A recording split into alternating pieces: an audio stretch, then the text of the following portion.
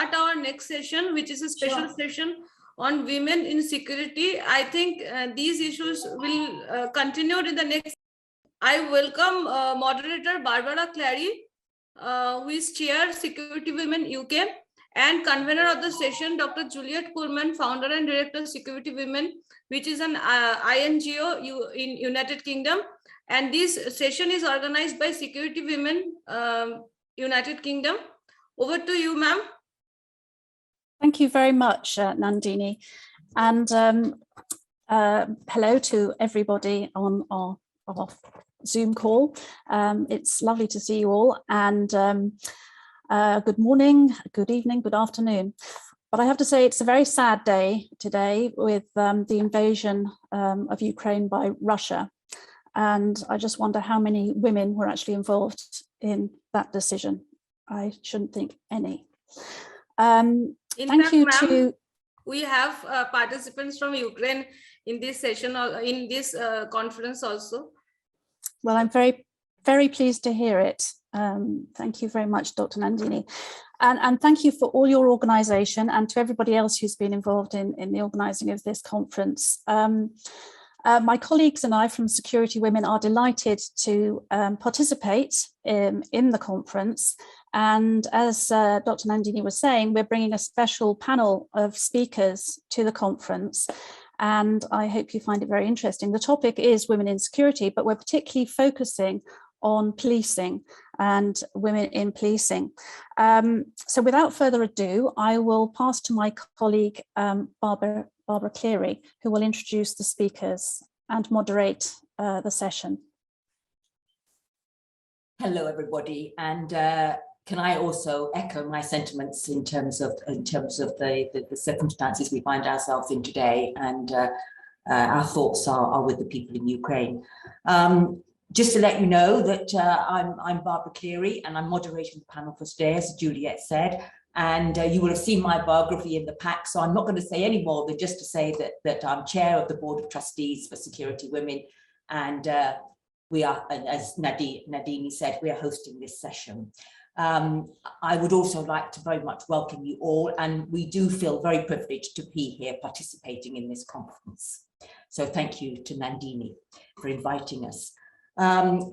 As Juliet said, we're going to explore women in policing, and we're going to look at it from grassroots level to the strategic planning and development. It's been for a long time, security has been considered to be the domain of men, and I think things are beginning to change, albeit slowly. And we also know that for security to be effective, it needs to be representative of all members of the community, and that includes women and girls. So there's a very strong argument for women to be in security.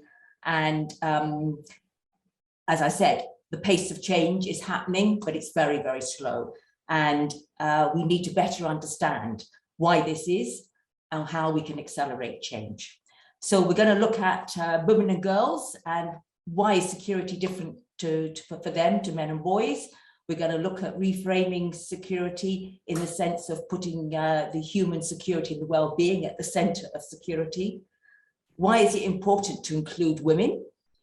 Change in the organization culture to build inclusive organizations, and the barriers women face entering the police service, and particularly progressing into senior management and leadership roles.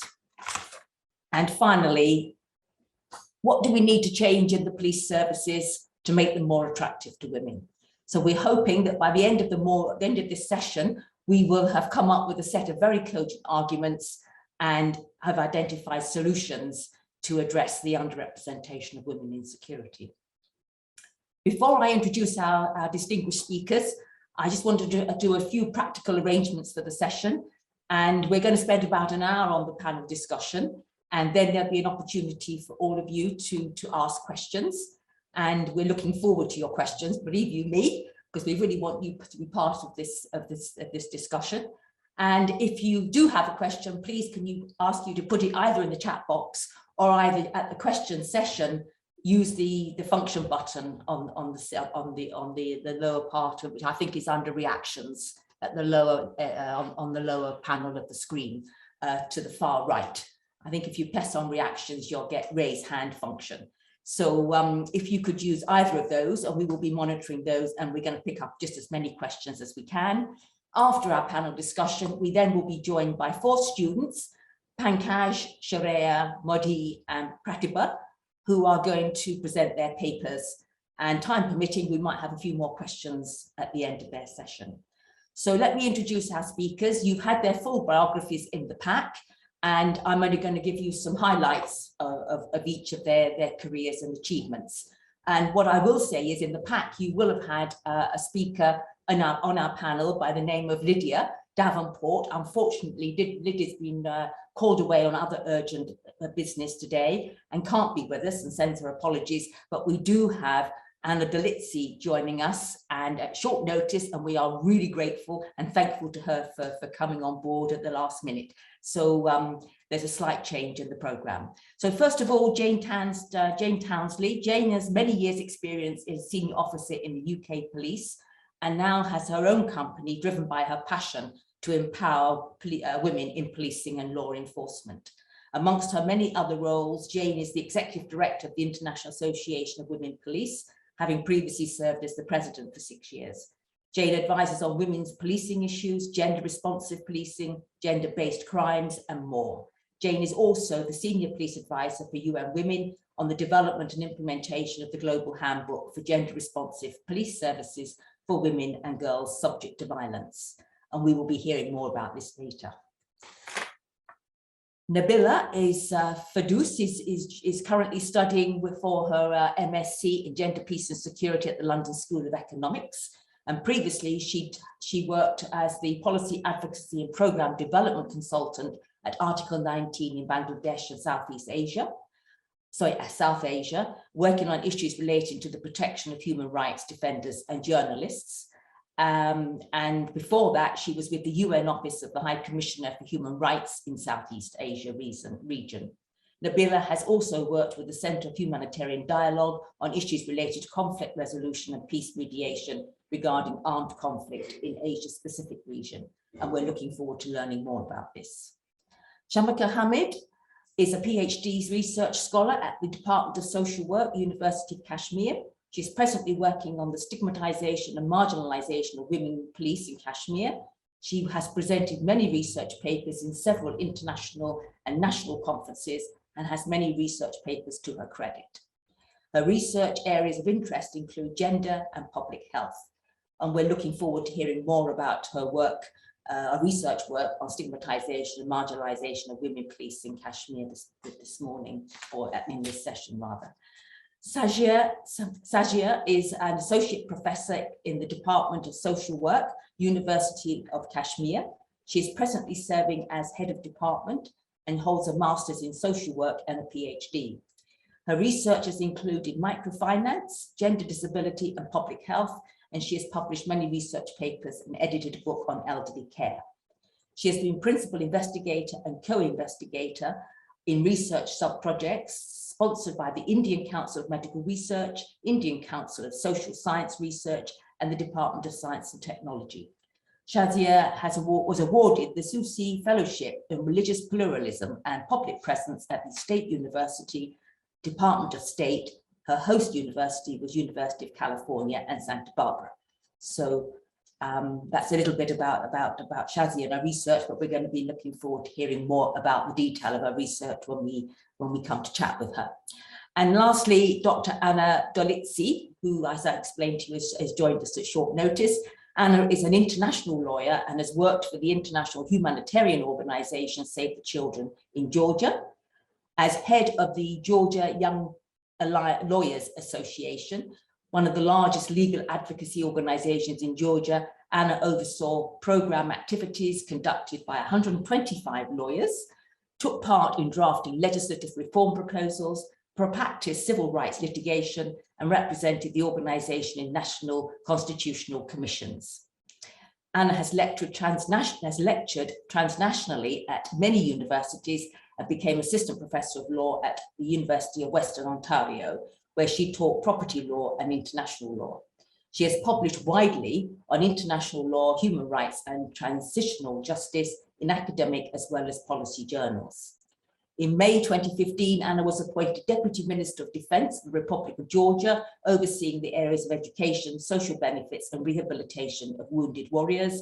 And in June 2016, she was appointed Parliamentary Secretary of the President of Georgia, overseeing rule of law, related issues, as well as serving as the main liaison between the Office of the President and the Parliament of Georgia. So welcome to all our panelists and thank you for being here. So shall we get started? Coming to you, Nabila, first, and we're looking forward to hearing about your work in Bangladesh and policing in Bangladesh. So if I can start with asking you to tell us how increasing participation in participation of women reinforces the women, peace and security agenda in Bangladesh. Can you tell us a little bit about your experience? Hi. Yeah, I would like to first thank everyone for being here and giving me the opportunity to speak. I feel very privileged to be amongst all of you.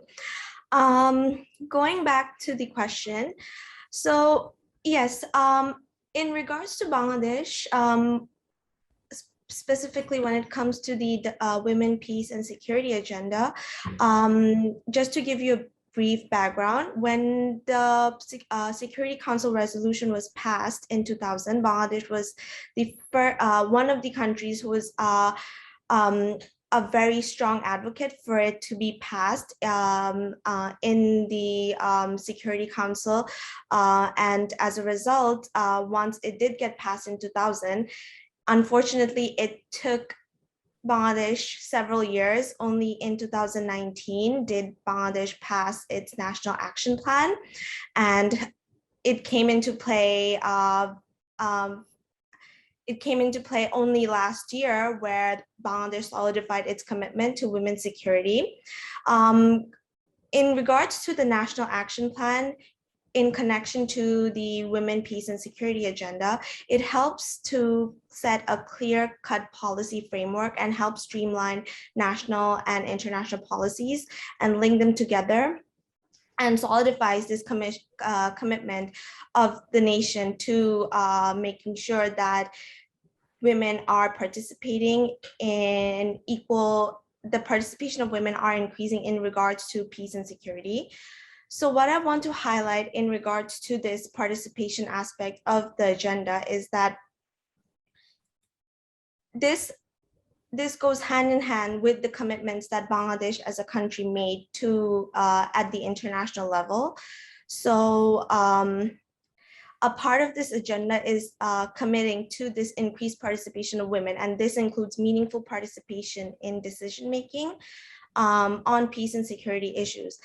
Thus, increasing participation of women with all the national and international commitments that Bangladesh has made in regards to women's equality and empowerment is very, very important, and a good entry point to use the WPS agenda to make sure, especially in regards to women in policing, that these participation of the women are being incorporated in a meaningful way. For example, as a Muslim majority country, Bangladesh is progressive when it comes to incorporating women's participation in the labor force.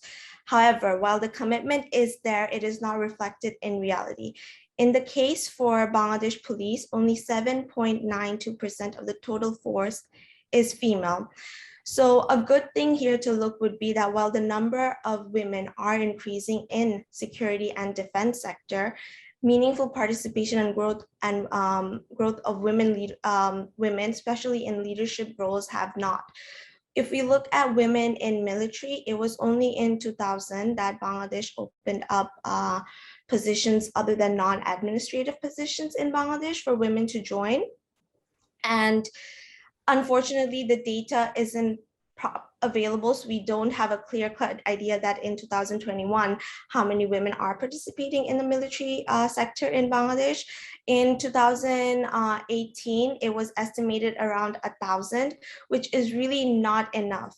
So looking at these things, when we look at women working in the labor force, working in the security sector in Bangladesh, it seems that yes, there's a lot of progress being made, but as scholars and experts and analysts in this field, we need to kind of question how these participations are being reflected in the field, or how the women are faring in comparison to their male colleagues, and what are the nuances behind these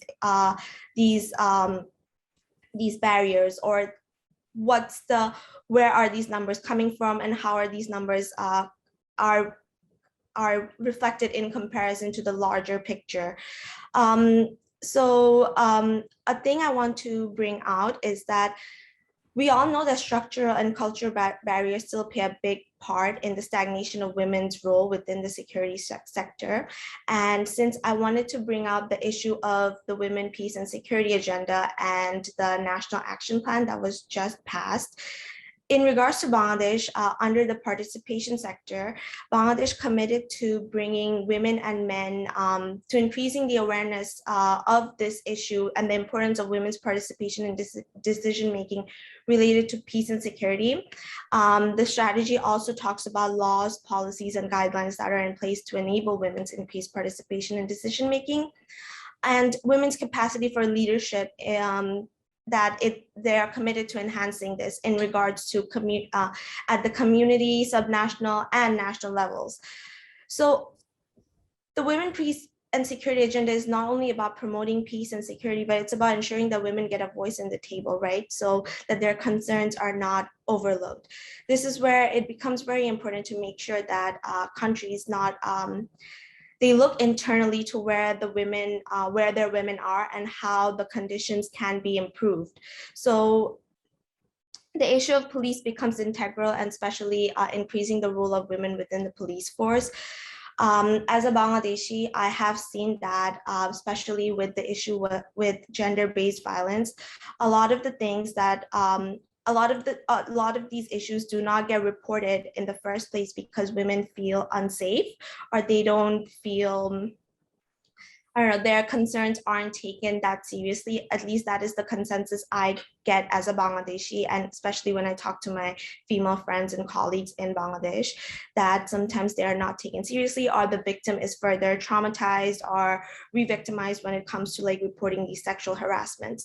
So this is where if we look at security of women, not just in terms of women within these traditionally masculine jobs, but security of women who are going out there and trying to get services in regards to, say, criminal justice issues or crimes being done against them, we need a very inclusive, safe space for everyone to come together and talk about these issues, get access to these institutions, and that can only be made if they are provided a secure and safe place, which goes hand in hand with having more women taking charge in these issues, but also making sure that women have access to more women policing, or women have access to all these spaces that are taking account of all these issues.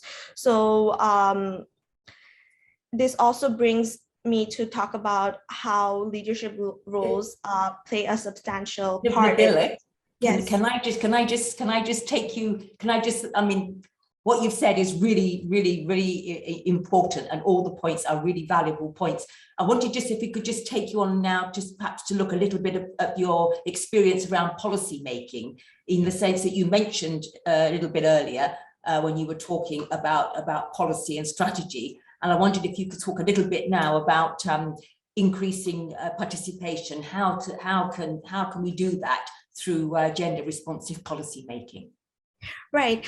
Thank you for bringing that up. So as I was saying, if you want to increase participation of women, especially I'm talking in the context of Bangladesh, and this also relates to South Asia, more the idea of including inclusive space, especially in terms of governance, security, and safety, becomes very, very crucial. So when we talk about this idea of masculine roles and masculine jobs, I think it's important to keep in mind that if women were to participate fully and exercise their rights in all aspects of society, especially in the case of security, the expectation that women need to be added to certain jobs or given responsibility cannot be done in an ad hoc way. So women face some unique challenges from men, especially in the case of South Asia.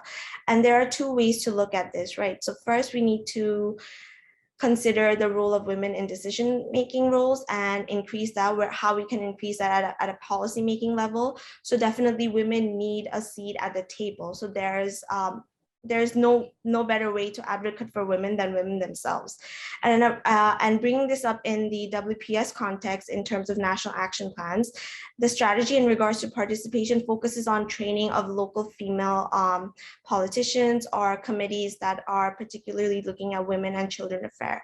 So I think bringing in the men comes hand in hand, and bringing them into the conversation is very important, right? We don't want to carve out a space for women in these masculine roles or masculine jobs. The idea that these institutions, that women should conform to these institutions, I think is the wrong way of looking at it. Rather, we need to reconfigure these institutions where it makes it better for women and men to participate at an equal level, because we need to bring the playing field at an equal level where female colleagues are able to participate at the same level that their male colleagues are. Again, because we have to ask the question that why we were so focused on creating gender sensitive training, particularly targeting in a lot of these aspects. And I particularly notice in the case of Bangladesh, targeting women. It becomes like preaching to the choir. We don't need women to know how important it is for women to be included in these institutions. We need the men to be included in the conversation. We need to understand why the status quo is as it is and reconfigure these institutions to be more inclusive. So thank you for that, and you know, gender respect. You're absolutely right. We know what we need to do, and we know how to do it. We don't need to be trained in how to do it. But what we do need to do, as you're saying, is to work in partnership with men, and men need to step up and work with us in terms of making the change. That brings me on to our final question that I want us to look at, and that is the cultural barriers. And how do you think we can address these barriers, remove them, if you like, into the impact on women taking up these roles, which we've talked about as being traditionally masculine as of now? How do we remove the cultural barriers? Have you any ideas or thoughts or experience that you've come across to do that?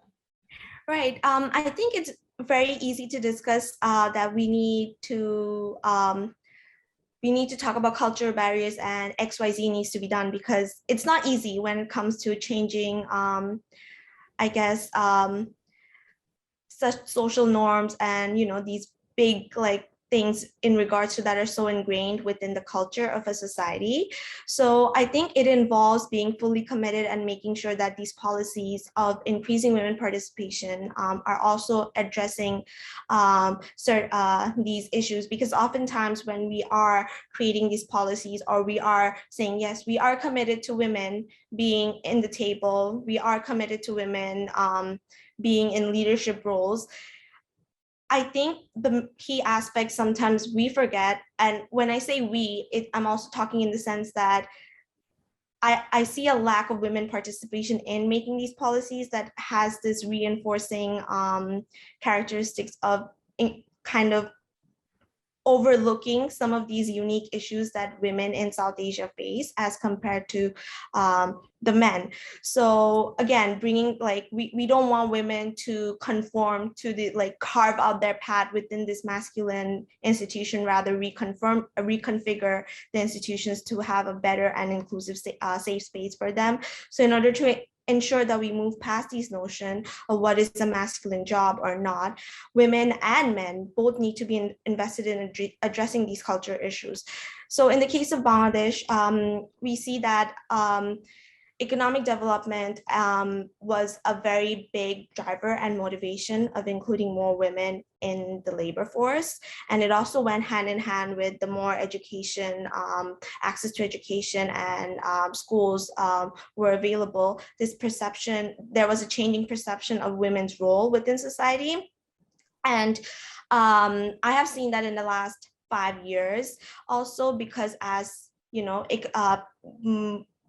I guess like as standard of living increased, women were participating, husbands and wives, they were both it became a two income households and things like that. And the perception is changing, but it is changing very, very slowly. So women, but then we need to address the fact that not all women have this privilege of fully participating in the labor force because of the added responsibilities they have as opposed to men, such as household work. So ensuring that a working mother has access to resources where she can maintain a full-time job, at the same time take care of her household, is crucial.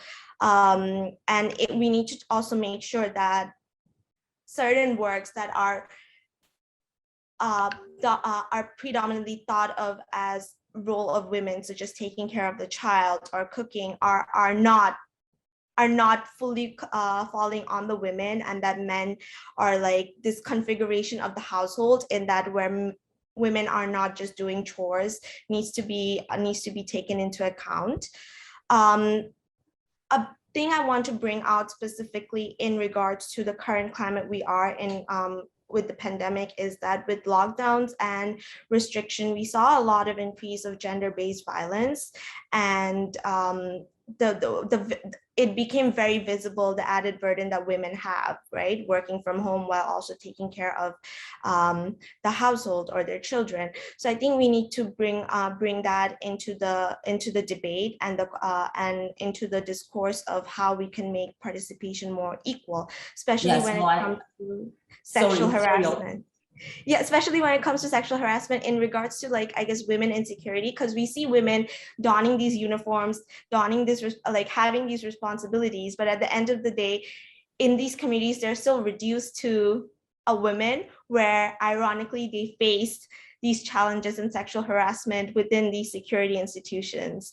A thing I want to bring up in regards to equal participation of women is that making sure that, and I think this is something very a big issue in Bangladesh in regards to transportation, getting the access to have transportation to go to a job in the first place, and going to that job in a safer way, not having any, like, while on the road, on the streets, facing any harassment. I think these are some of the things that we need to, it might seem very trivial, but for a woman, it's not. And I don't see not at all. What you're talking about in terms of supporting women to go into the labour market and getting to the point where we can share responsibilities for looking after the home and the family and so on, and living in where we've got an infrastructure that with good transport systems and so on, and good education systems that enable everybody to access them. So that's really important.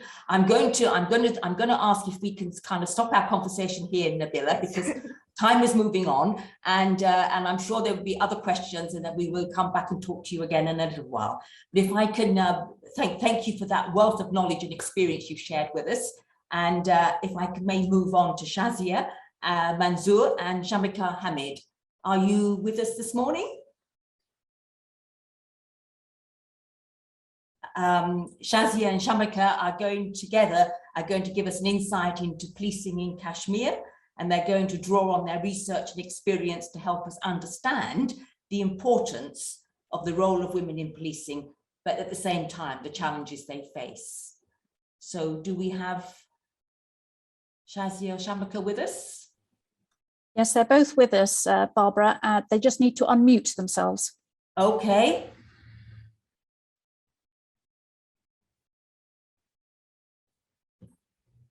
Shazia, are you able to unmute?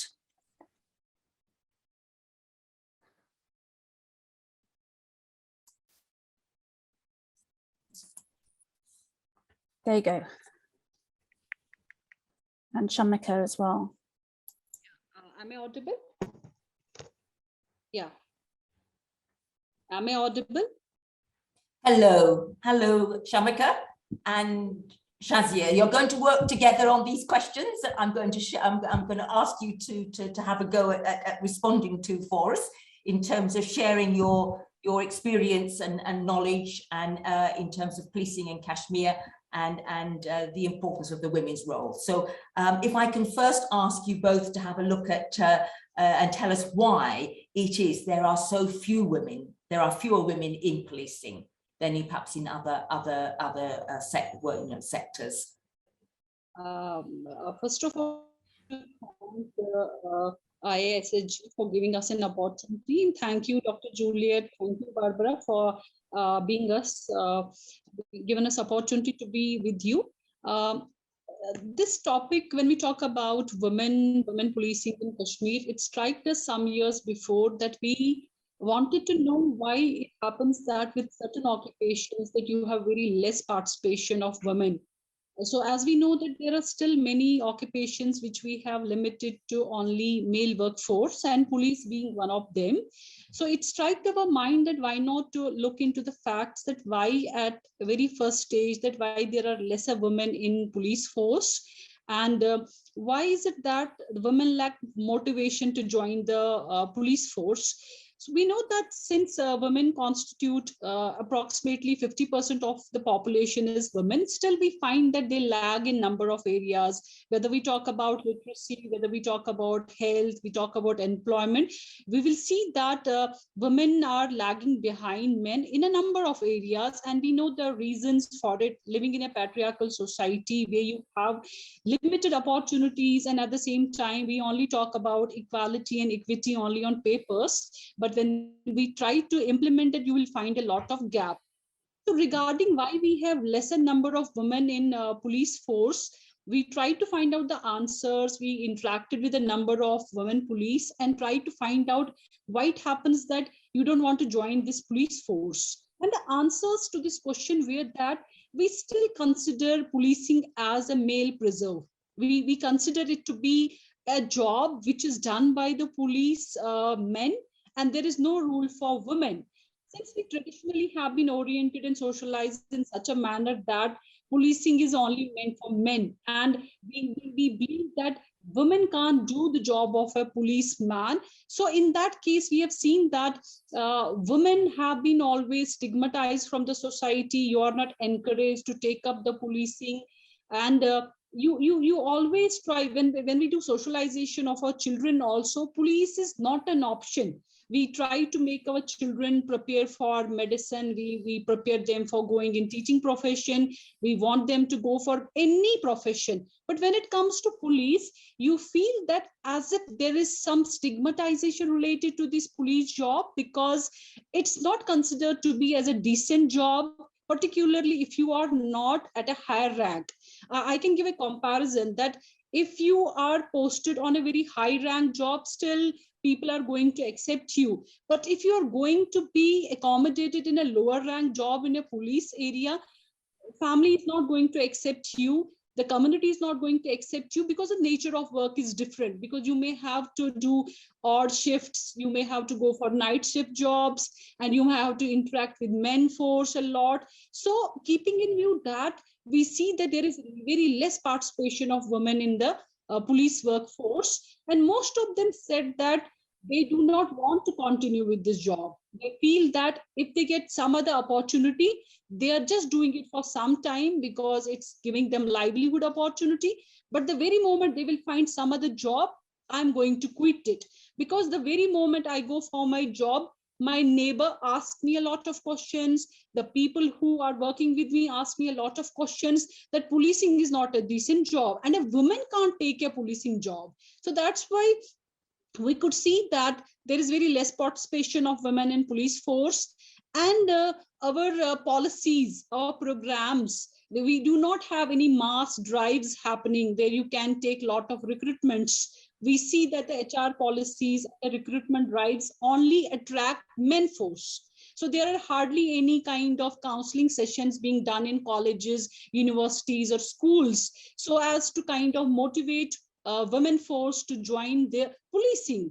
And some of the other reasons is that their cultural attitude, like you have a misperception, you have a faulty perception about women going into police officer. You do not consider it as a decent.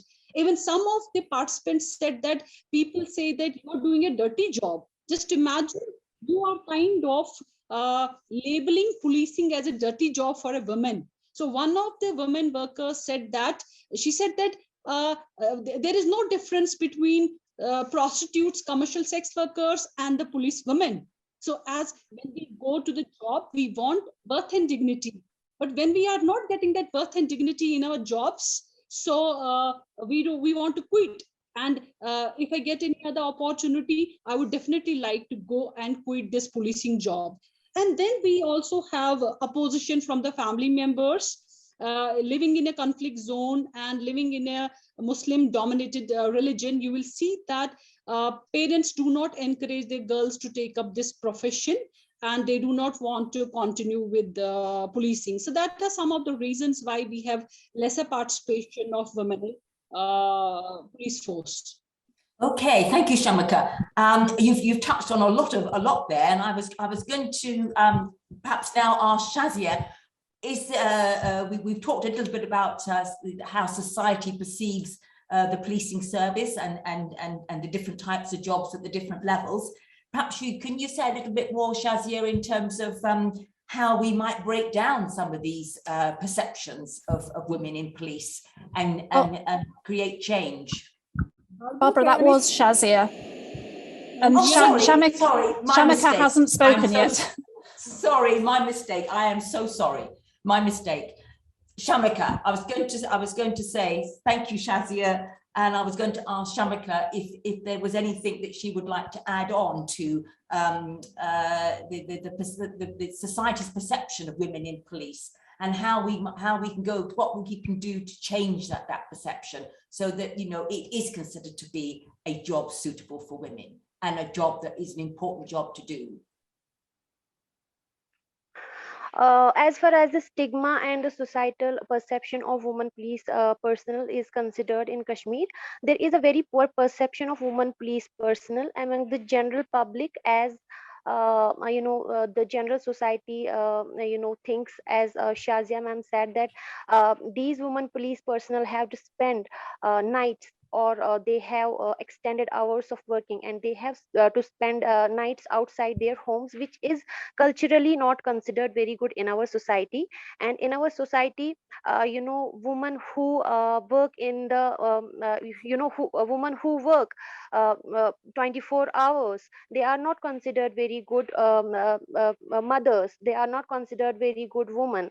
So there is a lot of stigma, there is a lot of othering, shunning, and misidentification and mistrust of people associated with women police in Kashmir. And as far as the family of the women police personnel is considered, we interacted with the number of women police personnel of the lower ranks only, and they told us that their family members, even they do not welcome their jobs, and they kind of create a lot of barriers for them. And one of the most important factors that contribute to these perceptions in the society regarding these women police personnel is embedded in the cultural attitudes and religion, and a part of conflict which is associated with Kashmir, that too contributes to it. Because in a way, the police force in Kashmir that is associated to be, and that is called to be a state agency. And as far as the women police personnel in Kashmir is concerned, there are very less marriage prospects for these women. And if a woman police personnel is unmarried, there are very less marriage proposals for her, because again this job is again stigmatized and is not considered very good. And as far as the question is considered, that what can be done for increasing the participation of women police personnel in this workforce. And I think the measures at the policy level should be taken speedily to address the systematic gaps in the facilities provided to these women police personnel and the process and the institutional practices to make them more woman friendly, as we have seen in our research that the policy at the policy level, the policies are not woman friendly. The infrastructure at the grassroots level, that too is not woman friendly. So if these gaps are addressed, there is a possibility that more women police personnel will join this force, and there must be a reservation policy for the women in policing. For example, there should be a reservation of certain percentage given in the police department for the woman only. For example, as per the union ministry, union of external affairs ministry, that said that in 2009 year, it was said that by 2015 and or by 2013, every police force should reserve 33% of their seats to women police personnel only. But if we see at the grassroots level, at the national level, the percentage of women in policing is only 7.28, which has increased considerably in the year 2022, and it has increased to 10% only. And if we look at the Union Territory of Jammu and Kashmir, currently the percentage is 3.40, which is very, very less as compared to the allotted number of percentages of 33%. So this can be done. And again, because there is a very low perception of the society or the family members or the friends of these women, so there should be a sensitization of the general public, so that they will encourage the more women to participate in the policing jobs, or they will encourage their daughters to participate in the policing job, so that the stigmatization that is eradicated.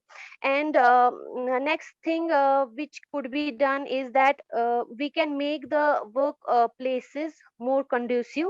And the idea of gender budgeting can be used in the workplaces, wherein the special demands of the woman police personnel that could be attributed, and they could be because in our research, a lot of the women police personnel said that there are inadequate infrastructural facilities provided to them, like they want separate restrooms, or they want separate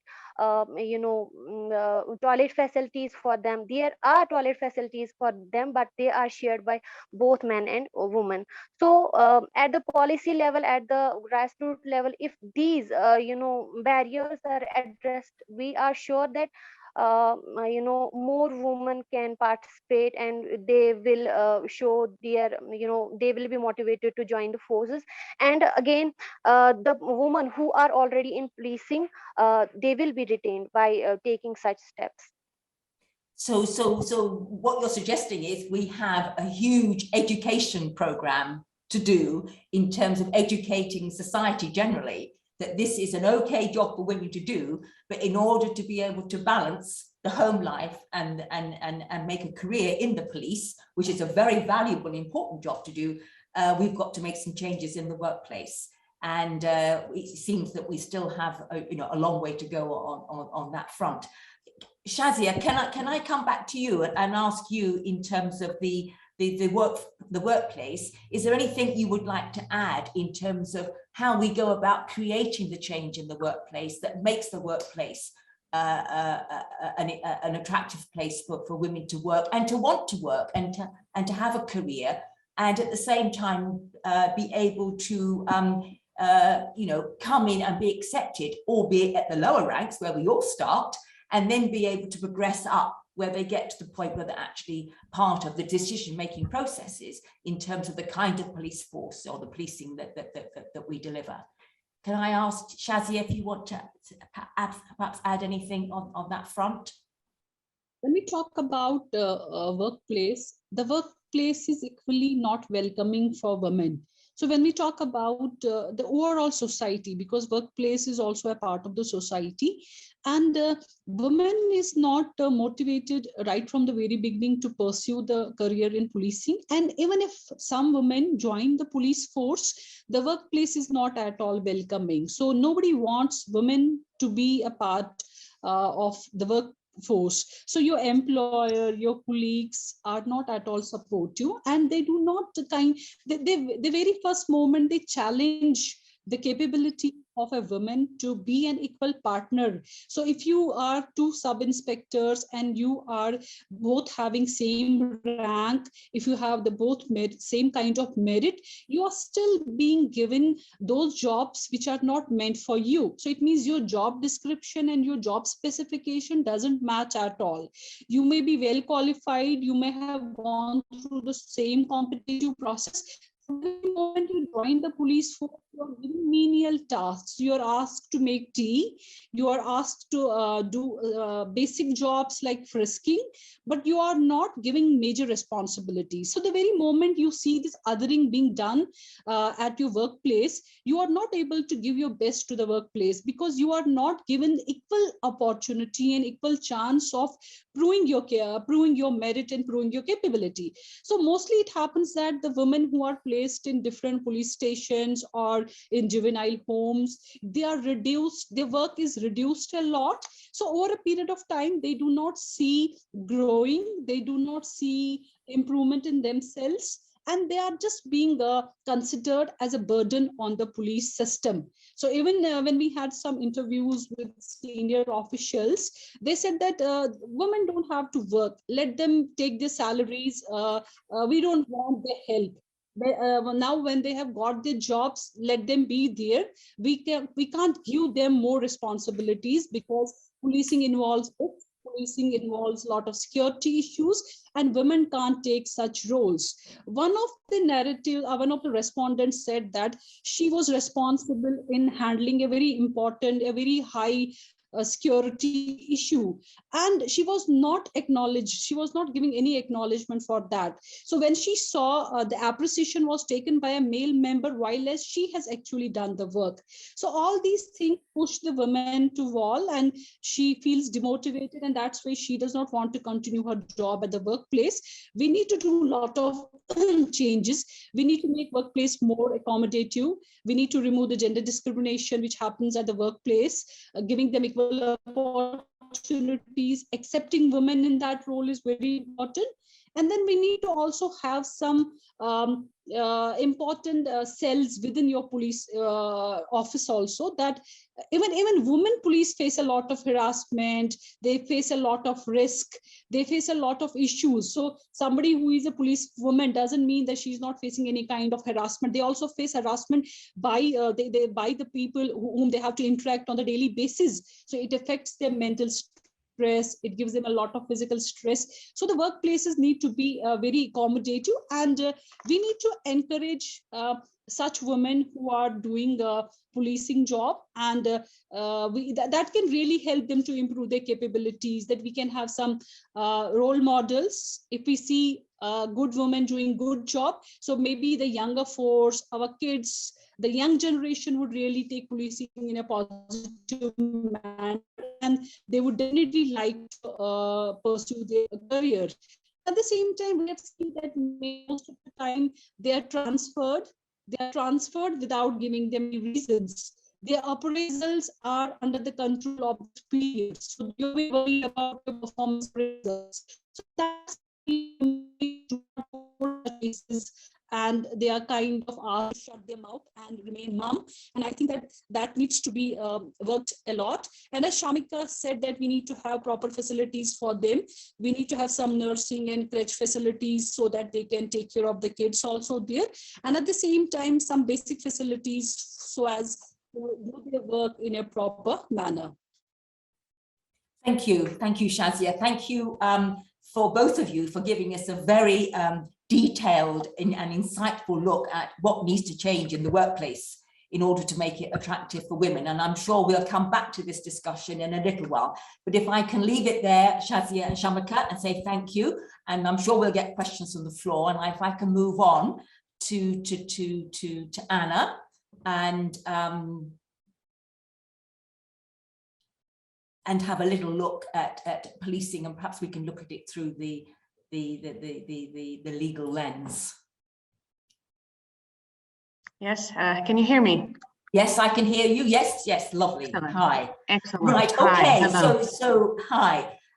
So if I can start off with perhaps asking you to draw on your ministerial experience and your experience as a lawyer and as a law professor, and share with us your perceptions and thoughts of women in policing. And perhaps you can pick up a little bit in terms of what we've just heard from Shazia and Shamikhah in terms of the workplace and being, you know, the workplace being attractive to women. And perhaps you could do that through a legal lens in terms of what needs to change in terms of knocking down some of these barriers so that women can be in the police and be part of it at all levels, and be respected and treated with dignity and so on.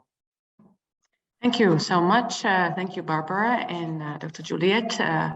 And hello to a very diverse and very interesting audience across the world, as far as I understand.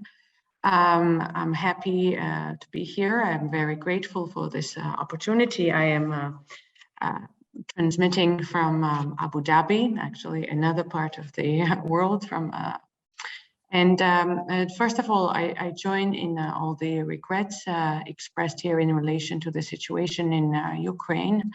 I think the escalation of conflict and war there is really another sign why we women need to do even more in terms of security and peacemaking. Obviously, somehow we didn't succeed enough in this situation, so we have to do definitely more, especially regionally.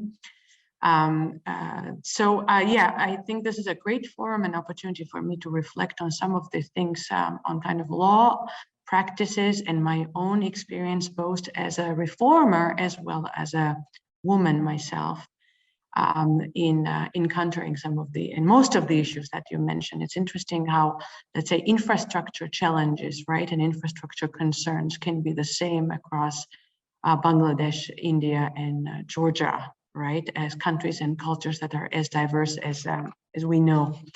Let me note, so the situation is as follows. I, from my more than a decades of civil rights experience in Georgia, haven't encountered a single police woman who would be handling citizens during protest and demonstrations, right? Just this conference prompted me to think outside of statistics and data on my personal experience, whether I have ever seen a police member of police force, female member of police force, handling civil strife ever, and I haven't. And looking at the statistics, though, actually the statistics confirm my experience. We see that from the traffic police department, and that is the patrol police that deals with kind of citizens as a first bastion or first department that deals with citizens engagement. It has 3,588 employees. And out of them, only 509 are female, are women. And this is a little more than 10%. And when you go into police departments and buildings, you can kind of tell why we don't see police women on the street, because these women are mostly put in the so-called silos that are very well known in gender-related literature. So you see them in jobs that are more secretarial, related to bureaucracy, processing of information. So you see them in buildings, various rooms, of definitely areas concerning handling of children and children's issues. Juvenile justice are dubbed as issues, as well as healthcare and medicine. I have my own experience as a Minister of Defense in Georgia, kind of related law enforcement field, where we don't have a problem in numbers, but we have the problem in quality. So most of our women, you could only woman commander actually in Georgia's Ministry of Defense, and she was commander of the unit of medical supplies and medical support. So we have a lot to accomplish here, and I wanted to reflect on so your question on law and practices in relation to kind of two areas. First is the role of culture and stereotypes, which has been emphasized by previous speakers, right? So it is, as a reformer, as somebody who's advocating change, it is very, very important to be aware of that the same cookie cutting approach will not work in every context. Contexts are different. When you can push for one kind of radical reform in one country, in another context, it will definitely cause backlash and will undermine the cause, the benevolent cause. But at the same time, adding to previous interventions, I would say it is very important to empirically check the stereotypes and perceptions. And I will tell you from my own experience, when I started heading the ministry, the school, cadet school, is very similar to what you would have police academy. We have in defense area, it was male only. So of course, one of the first things that we decided to do was to tackle that unfairness and to open it up for women. Since the school is fully funded by government, it's very prestigious. And for some reason, absolutely by inertia, because there hadn't been a leader to whom this occurred as a problem, this has stayed as a status quo. And when we, with the ministry leadership, decided to open up the school for girls, of course, the first and foremost, what we heard is all of these imagined hurdles that the school would encounter in the society. Absolutely, and I say imagined because everybody to whom we talked when we were doing a kind of testing of the idea, of course, by accident, these were all male male leaders. The problems imagined, for example, we were told, okay, infrastructure problem. Well, surely that can be fixed in 3 months, right? It's not a problem. If there is a will, there is a way. And most importantly, in terms of cultural background, we were continuously told Georgian families are conservative and they will not let their girls into a military school. And imagine what happened when we persevered with this idea. There was a lineup of parents, including fathers with their children, to be admitted to the school. And there was an incredible competition for admission. We had 20% women in the girls in the very first lineup, in the first admission cycle, absolutely beating the stereotypes. So I think drawing from this experience and applying to anybody who would want to push change forward, it would be very important to because the perceived or imagined challenges can be absolutely overwhelming unless they have to be responded to. They could be responded to with empirics. So empirical data on opinion polls, on ethnographic studies, experiments, whatever scientific tools we have, can be garnered. And my explanation for the support of Georgian families for this change is it's a very prestigious school. So the idea that it's a military school was secondary in Georgian context. It's fully funded, prestigious school, and this is what do the parents. So that's one. And another point, and I'll stop here for your next question, is on seemingly, and I think your interveners previously spoke about this, on seemingly neutral rules which have gender effect. And I think that is the hardest, of course, because most rules are related to leave, sick leave, leave from work, attending work. All these rules are gender neutral by their face, right? So unless you have a gendered lens looking at them, and unless the leaders that run these places have a gender sensitive lens, it is very hard to discover what is the effect on women of the seemingly neutral rules. And I'll tell you an example here as well. when the time to start work at the ministry for civilians is 9 o'clock in Georgia, was 9 o'clock. And we discovered, looking through statistics, that guess who is late by 9 o'clock mostly, and who comes around 9:30? Women in the morning. And when we conducted kind of scouting and interviews, of course, the burden of delivering children to school is very cultural.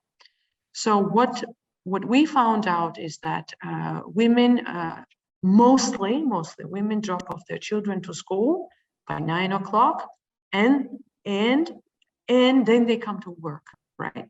So just minor adjustment, flexible work time. So some people could start at 9, some people 9:30, 10, fair enough, compensated alongside for the workday, but a minor kind of bureaucratic adjustment relieves a lot of things, stress and promotion prospects, most importantly for women, right? And I have lots of stories to tell in this regard. Of course, meeting culture, work meeting culture, appointment of meetings late, that's a pervasive problem that, of course, impacted my own career advancement. And I'm a woman with children, with minor children as well. When you realize, for some reason, all these meetings are appointed late, right? So, and this impacts when you can get home, which meetings you can attend, because then you have conflicted family obligations. So there's a plethora of these practices, I would call, which have a negative effect on female advancement and integration. And it takes a sensitive, gender-sensitive lens to discover them and then to navigate them. You make some very important points there in terms of the need for the empirical data, because we need to be able to if we don't have data, we can't measure. If we can't measure, things don't get done. So it's really important to have the empirical data. And equally important, it's you know, as you say, we have all these workplace practices, but we need to look at them through the gender lens. We need to do gender equality impact assessments of what impact these particular rules have on women and what needs to change in order to make that workplace more inviting to women and enabling them to build their careers or to build a career in policing, but it's in other work environments as well. And I suppose with the pandemic, you know, hybrid working and flexible working, you know, we're learning. So things are beginning perhaps from that. We've got, you know, some learning to take with us. So can I just finally ask you in the context of all what you've just described to us and your thoughts, you're with the Rabdan Academy in Abu Dhabi at the moment. Is there anything you're going to be doing that might help change any of these things? Or are you be doing different things there?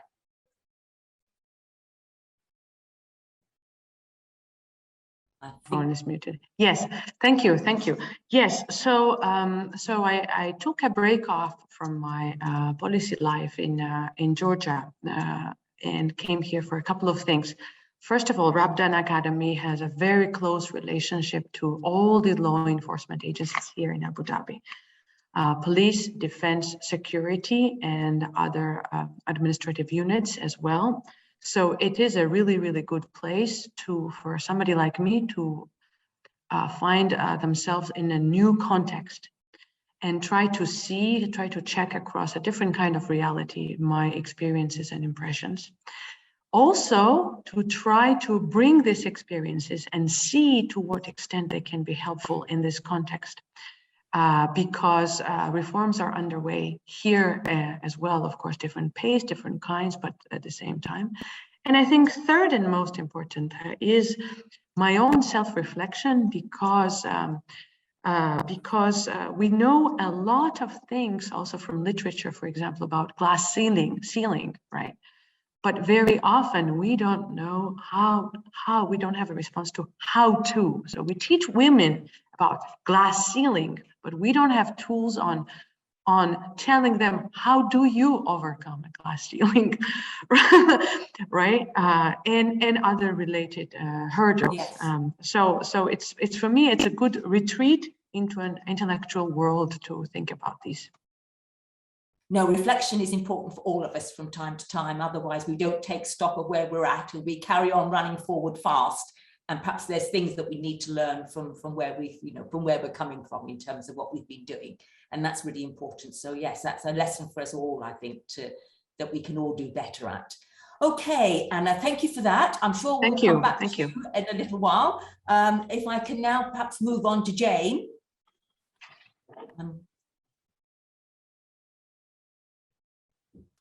Yeah, I'm here. I'm here and ready. Hi, Jane. Right. Okay. So you're going to talk to us or look with us through some questions at the helicopter view of women in policing. And I thought we could start off with looking at you as an executive director of the International Women Police, and you're currently involved in a partnership with UN Women and the United Nations Office on Drugs and Crimes, launching a global campaign to promote gender responsive policing principles. But at the same time, you're also involved as co-author of the highly acclaimed Gender Responsive Police Services, the Handbook for Gender Responsive Police Services for Women and Girls Subject to Violence. So if we look at the two together, can you tell us how the handbook is driving change in the delivery of police services, whilst at the same time the principles will help us in terms of delivering safety in communities, particularly for women and girls? Perhaps if we could look at the two things side by side, please. Okay, well, it will be a very whistle-stop tour. Yes, absolutely whistle-stop, because time is not on our side. However, yeah, I'll just quickly touch on why the handbook came about. It was from the UN Women Executive Director. Some of you may be familiar with the Essential Services Package for effective police responses to women and girls subject to violence. That has a number of modules: justice and policing, education, health, etc. Now, globally, the country offices for UN Women were finding good traction in countries on the other modules, but not, surprise, surprise, justice and policing. Now, as a retired police officer myself, I was not surprised. The police traditionally do not like people who they don't see as one of them telling them how they should be doing things. And so we set about developing the manual. It's written by police for police. We did a huge global mapping process to find out actually what good practices, what bad practices, what was out there. One thing we did find is that whilst there's quite a lot of projects, be they run by international organisations or NGOs, there's very little evaluation done. So people go into a country, do a bit of good, and then disappear, but there's no sustainability, there's no embedding it within the organisation. And we've already heard from other speakers that unless you address the institutional level, that culture, embed things, nothing is going to change. Now, the manual itself is called, well, I think you read it out earlier, the Gender Responsive Police Services, Service to Women and Girls Subject to Violence. Now, whilst the focus is very much around violence against women and girls, throughout the handbook, throughout all of the chapters, there's the constant talk of gender responsive policing, needing more women, not just recruiting them, but how you retain them, more women in leadership, empowerment. There's an awful lot of that. And most of the chapters are focused towards operational police commanders, which in many, many countries, basically the men. So we're trying to educate the men. And we actually sort of talk directly to them. But there's also some chapters targeting the institutional level. And certainly within one of those chapters, we're very much providing positive examples of why gender responsive policing is important and why they need more women and why women police associations are also really important for driving change. We also make the point that gender responsive policing is not just about women. Okay, everyone always assumes we're talking about women, and I think this is one of the fundamental problems. Talk about gender, oh, it sits over there on the shelf, that's all about women's issues. Well, actually it's not. Yes, the focus is on women within policing because we are at the moment in a minority. So there's bound to be that focus. But the actual gender responsive policing services we're looking for is to provide better services to men and women, women and girls, men and boys within societies, because we know that their security needs and expectations are different. And many organisations, police organisations across the globe, have a very masculine focus on service delivery.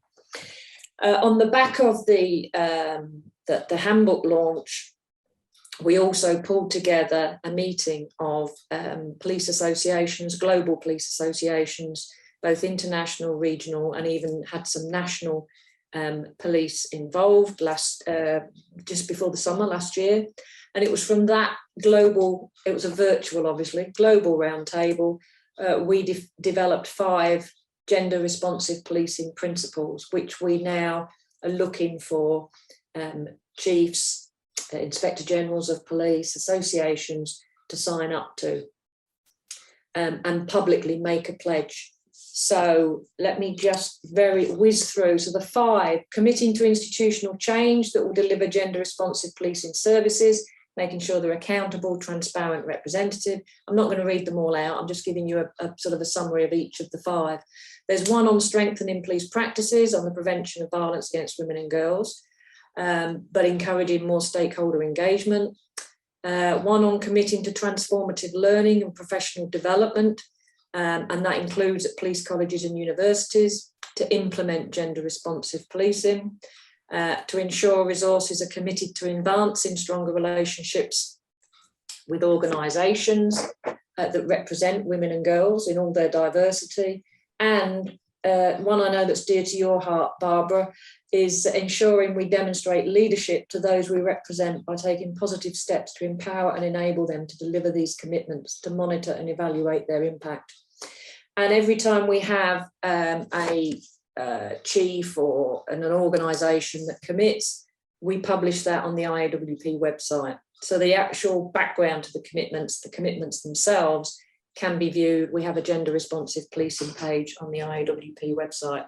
Now at the moment there's probably about half a dozen signatures on there or commitments, because we actually held back until we had the final designed version of the handbook. As you know, the one that has been available thus far was the interim version, not user-friendly. So we'll be pressing ahead now to get more organisations. We're currently approaching a number of organisations and police forces, including the National Police Chiefs Council in the UK and others. So, yeah, and we realise it's not going to be easy, but it's about selling that importance, that business case to police organisations, certainly those police leads who are generally men, giving them the business case as to why it's important that women play a full part in policing. So rather than keep going on, because I can talk about this. Yes, yes, no, and it's fascinating listening to you always. So building on what you've just talked to us about, and those principles are really really important, and it is about changing the institutions, and that's no small task, but it's not insurmountable. I'm sure we can do it, but it's making the arguments to those institutions why they need to change. But listening to what everybody else has been talking about this morning, and the challenges that women face in the police services, where they're trying to build their careers, and we need to overcome. Can you tell us from your experience, or share with us any practices of how we can do it, how women can actually go about doing it? Any tips for them? Okay, yeah, I mean, most of the previous speakers had covered I had a list of bullets all over my piece of paper of all the challenges, which I think most of us on this call probably are already aware of the challenges. And that big one is, it's very often, certainly when institutions or even at security sector reform, police reform programs, where are the women when they were making decisions on police reform? We don't tend to have a seat at the table. And women are constantly having to prove themselves, but equally they're expected to deliver a professional police performance whilst being supplied with kit, uniform, and roles that are designed around men. So there is a huge need to change at that institutional level. Now, some of the good I just want to pick up actually my good practices, I think, will pick up on some of the issues that have been made by others. So I can just give one or two good practice examples to start with. In Albania in 2015 and 2016, I was involved in a project for ISITAC US Embassy. We were working with the Albanian State Police, who at that time had no female officers in operational command positions. Like we've heard from other speakers, they had female officers of high rank, but they had gone up the administration side of the police. And whilst female officers were, for the previous few years, recruited into operational roles as officers on the ground, because that was a late add-on, if you like, for them to be operational, they were only at the rank of, or I think the highest ranking operational officer was commissar, which is you have constable, you have officer, you have the first line supervisor. The commissar is like an inspector or second line supervisor. So what we did, they identified some women. The very first year, there were 80 that qualified from chief commissar and above who had never been operational. Only 8 women applied for a special program, only for a special program, and only 5 completed it. And I consider those 5 women to be extremely brave, because they were going to be stepping out. They went through a 6-month program.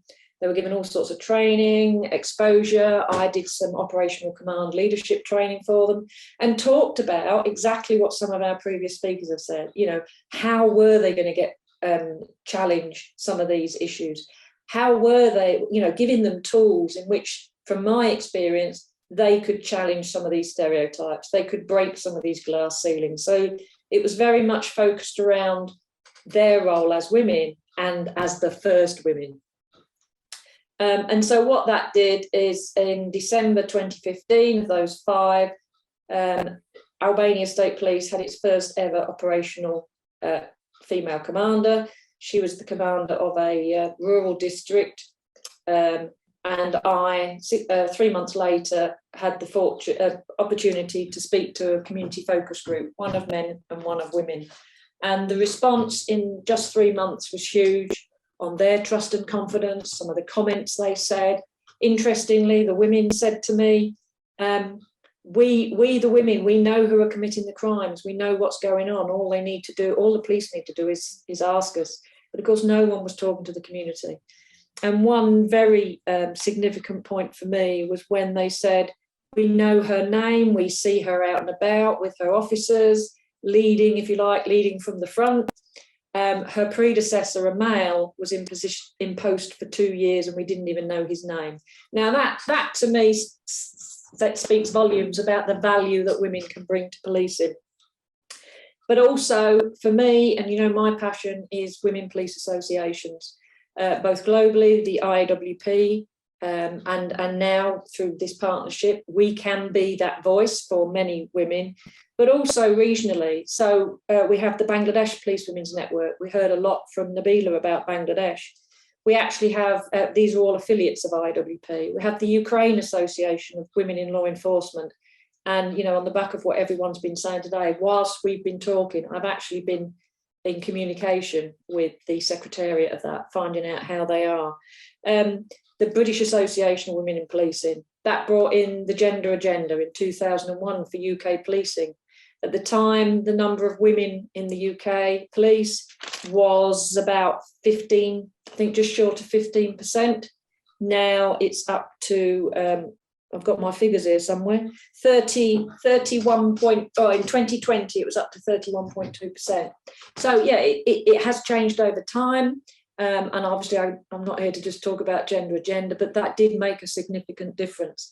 The Bangladesh Police Women's Network was formed in 2008 at a time when the number of women was 2.21%. And we've already heard it's now 7.9%. Now, people might think that's a sort of slow progress, but actually, if you compare, you know, to the UK, these things do take time. Interestingly, in Bangladesh, in the cadre, which is the assistant superintendent of police and above, so those that can go all the way to the top, the number of women in the cadre is 10.26%. So we actually have, percentage-wise, a higher percentage of women at that have the potential to go higher. Kosovo has now got a gender equality gender. I have to get it right because they didn't call theirs gender agenda. We worked with them to develop one. Kosovo Police has a gender equality action plan, and there are many other examples. And interestingly, because we have the doctor here from Abu Dhabi, a very dear friend of mine is a colonel in the Abu Dhabi Police, and she's president of the Emirati Women Police Association, and they have achieved quite a bit within the constraints of Abu Dhabi. And an interesting point there, one thing that she did back in 2014, she's on the board of directors of IAWP. She asked me to create a leadership training course for the women, which I did, and I was going to go and we were going to deliver it. But this is where you get the difference in the gender coming in. We got as far as I was nearly getting my plane flights booked, but the man who had to sign the piece of paper to make it happen, who was a lower rank than my colleague, refused to sign it. So again, you know, you've got that real barrier for women to progress. So there are, you know, good practices around. Affirmative action, I heard someone mention quotas. I think we need to be very, very careful about using quotas. I prefer affirmative action. Quotas can be counterproductive and actually can make it harder for those women. And a very simple good practice that many people don't sort of highlight is the use of role models. And I'm not talking about having that one lonely senior female officer who put the weight of the world on her shoulders, but actually showcasing women on the streets as well. And that, to me, Liberia, a few years ago now, an all-female forward policing unit was sent. I believe, but I will stand corrected, it was an Indian female unit, went to the UN mission in Liberia, peacekeeping.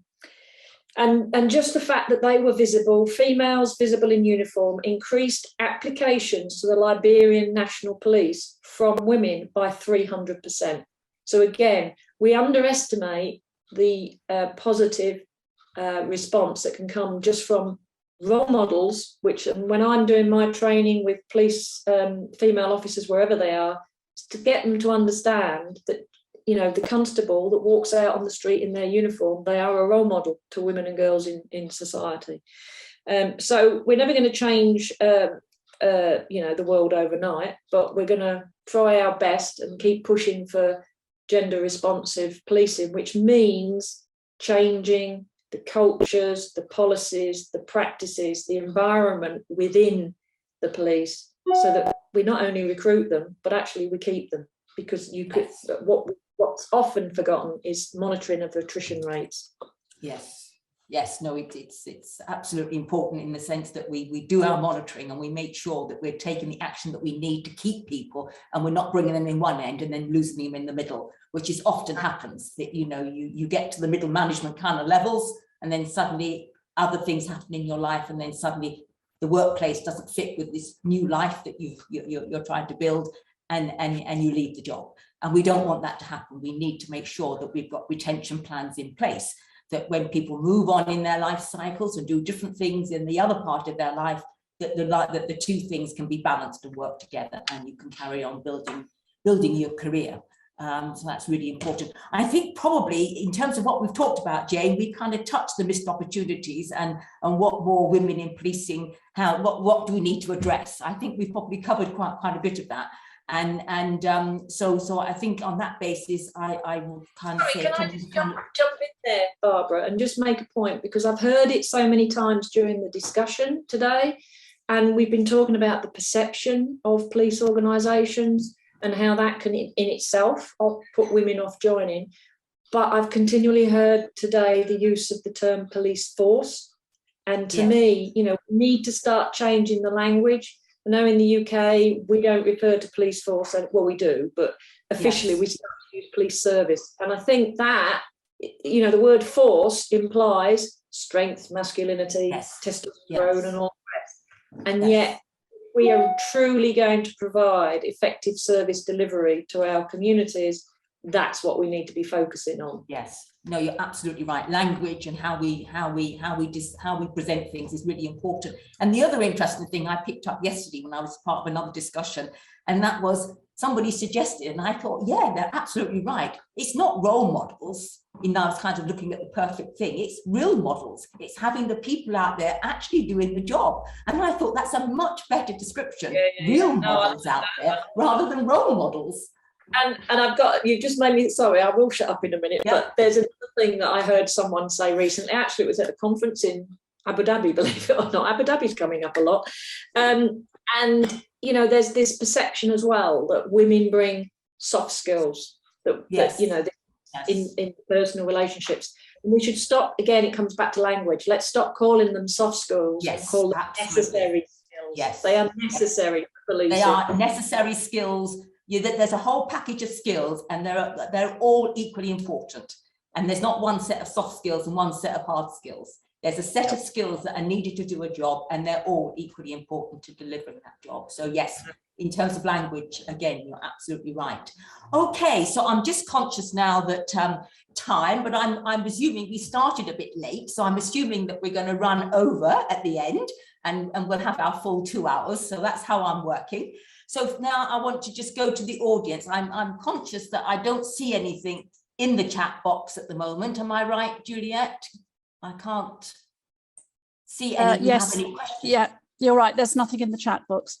There's nothing in the chat box at the moment. Right, okay. Is there anybody that's with us today that wants to use because I believe earlier somebody used the raise hand button. Is there anybody that wants to raise a hand and ask a question?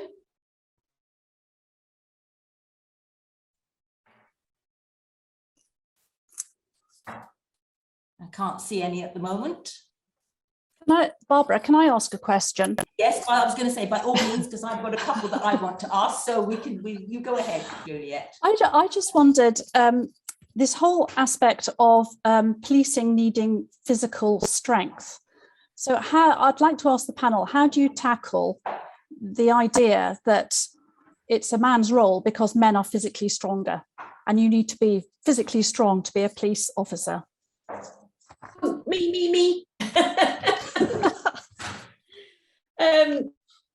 Yeah, it's not an easy one to get over, Juliet. The reason I went me is because actually I didn't fit the model of what women should do in the police. I didn't go into the child protection area, the domestic violence. I did that work as an operational officer, but my route was very much, and from the mid-80s when it was not something women did, roads policing. So I was traffic, I was firearms trained, I was an authorised firearms officer, I was a supervisor on traffic. I then went into public order and riot training, and at my retirement I was a advanced public order bronze commander working with the Metropolitan Police, British Transport Police and the City of London Police, and that still is my passion. But yeah, it takes individuals themselves need to take some responsibility for change. So, sometimes women, we're our own worst enemies. We expect things to be handed to us. It isn't easy, but I think it comes to about changing the face of policing. So it's not just about the use of the language, but, you know, we need to have that different view perspective, and it's not an easy thing.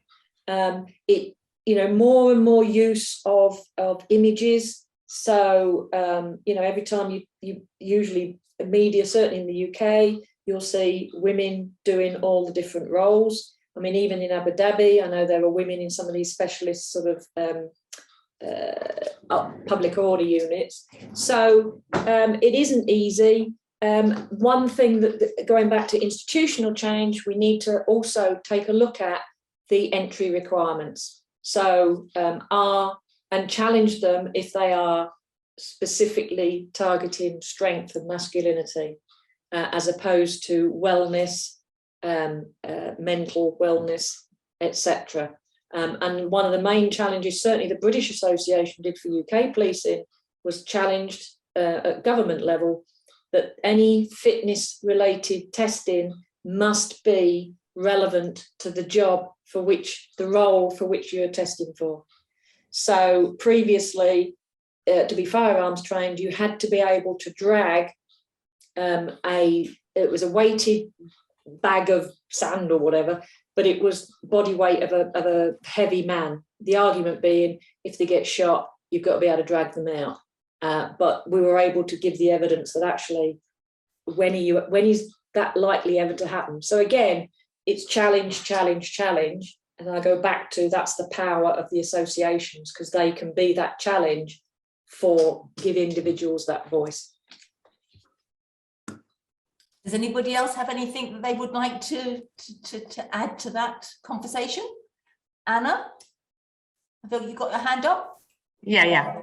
Yes, unmute, sure, please. Sure, it's a excellent question, and very insightful response from Jane. Also from my own experience of 3 very high-level government positions in one context and country, I would say playing into that is like playing into a sport where you don't have an advantage. When I was going into Ministry of Defense, I was told by a very, very smart mentor, you don't need to, when they yell, you don't need to yell back, because what you have is a pen. Which means now a laptop, you know, not a pen, but a laptop, right? Evolution has gone so far as to, we don't need to only compete in the area of physical strength. So there are other areas and skills which we can cultivate. And if there are some things to be decided, bring it to our field. So I have had this, I mean, millions of personal instances of aggression, domination, argument, everything. And I've had many instances where I have thought, okay, now this is becoming very aggressive, retreat, and I know where my strength is. And my strength is in skills that I bring to the table, and that is academic skills. So move the area of where you want to prove your point to the area where you have, we as women have advantage. We can have advantage, and that is for some people it's skills. These kinds of skills, or academic skills, or whatever. Yeah, that's a tactical question. No, you're right. It's important that we play to our strengths and we use them in terms of putting ourselves in the spaces where we want to create the change. And we forget sometimes that we've got strengths, you know, and those strengths we can, you know, are very effective used in when we use them. So, okay, anybody else want to add anything to that? Shazia, Shamikhah, Nabila, before I move on? No? No, I think very interesting points were made. Thank you, Nabila. Okay, so I'm conscious that we've now reached 11:10. So I'm going to ask, I'm going to move us on to our 4 students that are going to present their papers. So can I ask first and foremost, do we have the 4 people that are with us? Do we have Pankaj, Kumar, Shreya Sharma, Mohid Rafiq Nuro, and Pratibha Singh. Are you all with us? Yes, ma'am. Yes, ma'am. Okay, so Pankaj, you're with us. I hope I pronounced your name correctly. Welcome. Now, can I ask you to spend the next 5 minutes introducing yourself and presenting the findings of your research paper? Yes, ma'am. It's my privilege. Yeah. If you could, we've got 3 other people presenting as well, and we've got about 30 minutes left. So if we can have some questions at the end, that would be good. So if you can stick to about 5 minutes, that would be brilliant. Thank you, ma'am. So it's my privilege to present my paper on cybercrime against women in India, issues and challenges before women's security and governance. Information technology has become the axis of current global life. It has played a major role in the development and growth of every country. Almost every household with moderate economic condition have internet access. The internet has brought the world in our living rooms. The crimes related to internet has also widened with its advancement. Even though the core international human rights instruments, including those on women's rights, were drafted before the advent of ICT, they provide a global and dynamic set of rights and obligations with the transformative potential and have a key role to play in the promotion and protection of fundamental human rights, including a woman's right to live a life free from violence, to freedom of expression, to privacy, to have access to information shared through ICT and other rights. When women and girls do have access to and use the internet, they face online forms and manifestations of violence that are part of continuum multiple, recurring and interrelated forms of gender-based violence against women. Despite the benefits and empowering potential of internet and ICT, women and girls across the world have increasingly voiced their concern at harmful, misogynistic and violent content and behavior online. It is therefore important to acknowledge that the internet is being used in a broader environment of widespread and systematic structural discrimination and gender-based violence against women and girls, which frame their access to and use of the internet and other ICT. Emerging from the ICT have facilitated new types of gender-based violence and gender inequality in access to technologies which hinder women's and girls' full enjoyment of their human rights and their ability to achieve gender equality.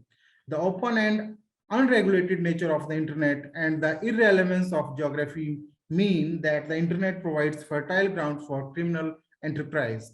The dignity, privacy, and security of a woman always remain under threat on new online platforms. The existing criminal law seems to be ill-equipped to deal with this upgradation in methods and media of committing crime. Cybercrime has thus become a reality in India, difficult to detect, seldom reported, and even difficult to prove. Cybercrimes are generally committed through fake IDs created on Facebook, Twitter, and other social media platforms, resulting into grave harm to victim women. Through these platforms, blackmailing, bullying, or cheating via messenger messages and emails are done by offenders. India saw a spurt in cybercrime against women between 2018 and 2020. According to the National Crime Record Bureau, with cases lodged for publishing sexually explicit content online increasing 110% to 6,308 from 3,076, where it has also been noticed that there is a significant increase in cybercrime against women, especially sextortion during COVID-19. Internet technology offers perpetrators anonymity and reach that extends far behind traditional form of violence, threats, and harassment carried out through face-to-face interactions, telephones, and mail. The potential psychological and emotional consequences of cyber victimization are myriad and include depression, suicidal contemplation, self-harm, stress, and fear of future online victimization. So there are different types of cyber crimes which are existing, like cyber stalking, cyber pornography, cyber bullying, cyber sexual defamation, harassment via email, trolling, morphing. So not going into detail in these cyber crimes, I would like to refer that in India, Ministry of Home Affairs has set up a new Women's Safety Division on 28th May 2018 to strengthen measures for safety of women in the country and instill greater sense of security in them through speedy and effective administration of justice in a holistic manner and by providing a safer environment for women. The new division is responsible for policy formulation, planning, coordinating, formulating, and implementing projects, schemes to assist states, union territories to achieve this objective, as also prison reforms, anti-human trafficking, and related subjects. This interlay includes increased use of IT and technology in criminal justice system and enabling a sportive ecosystem for forensic sciences and crime and criminal records. So coming into the so are we coming towards the end, Frank? Yes, I would like to conclude that cyber crimes against women are a manifestation of the underlying patriarchy and misogyny that is prevalent in Indian society. Though a crime-free society is utopian and exists only in dreamland, it should be constant endeavor of rules to keep the crimes lowest, especially in a society that is dependent more on technology. Crime based on electronic offenses are bound to increase, and the lawmakers have to go extra mile compared to the offenders to keep them at bay. There is a need for constant evaluation of cyber laws and procedure because women face difficulties while seeking redressal due to lack of awareness. The police and the government both have their part to play, but these cyber crimes will downcast only when legal steps are accompanied with women awareness to bring a shift in the mentality of the society at large. Thanks a lot. Thank you, Pankaj. Now that's you've covered in your piece of research is very informative. You've covered all of the issues, and it is such an important issue right now. And I was interested to hear, perhaps I'll be following up in terms of knowing a little bit more about the women's organization that's been set up to particularly look at policies and ways of supporting women and dealing with and addressing these issues. But at the same time, as we know here in other countries as well, that we need to regulate, and we're leaving it a bit late. Kind of, the door is being shut behind us, but we've got to get that regulation in place. And the big companies have got to be part, very much part of that. So thank you for that, for your presentation on that, a very important subject. And I may well follow up in terms of finding out a bit more with you about the women's organization that's been set up in India. Thank you. Can I now, is Shreya with us?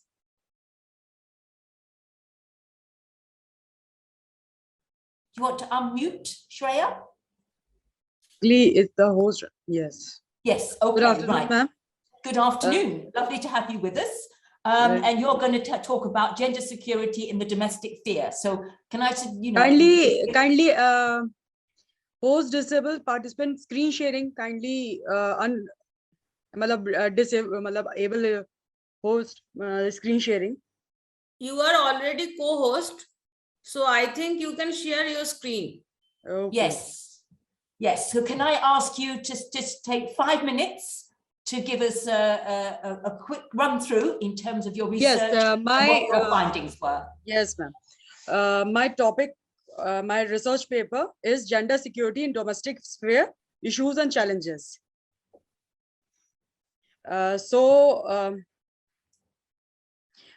General Assembly Resolution 66/290 defines human security as an approach to assess member states in identifying and addressing widespread and cross-cutting challenges to survival, livelihood, and dignity of the people. In year 1994, UNDP Human Development Report, which comprised of concept human development, has highlighted 4 characteristics. universal, people-centered, interdependent early prevention.